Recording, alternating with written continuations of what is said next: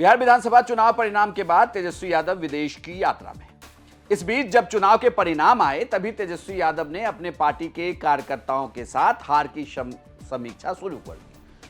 कई राउंड की बैठक भी हुई। ये कहा जा रहा है मंडल स्तर पर, प्रमंडल स्तर पर लगातार तेजस्वी यादव ने अपने नेताओं से मुलाकात की। हालांकि कुछ ही मुलाकात में तेजस्वी यादव बिहार में रहे, उनमें शामिल हुए। कुछ मीटिंगों में यह भी कहा गया कि वो जूम के जरिए शामिल हुए, लेकिन ओवरऑल हार की समीक्षा की बैठक प्रदेश अध्यक्ष मंगनी लाल मंडल ने की।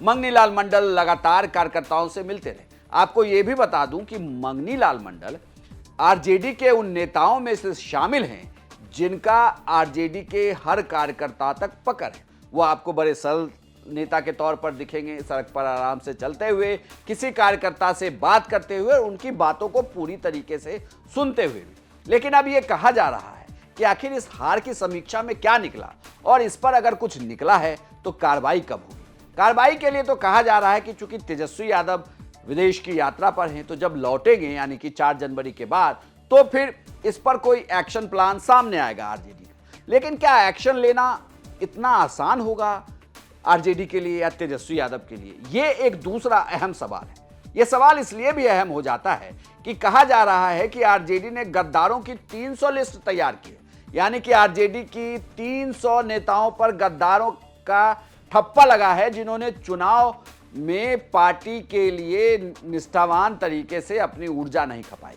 तो क्या यह माना जाए कि 300 कार्यकर्ताओं को, नेताओं को बाहर का रास्ता दिखा देगी आरजेडी? क्या तेजस्वी यादव के लिए आसान होगा कि इस फैसले को वो चुने? लेकिन कहा यह भी जा रहा है कि ये इतना आसान है।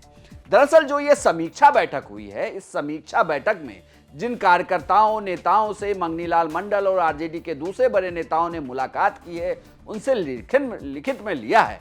यह कहा जा रहा है कि एक नेता ने अपने क्षेत्र में दूसरे नेता की बुराई की, दूसरे नेता ने पहले नेता की बुराई की, इसलिए एक दूसरे का नाम बार बार सामने आ रहा है और इसी के आने की वजह से 300 नेताओं का नाम सामने आया।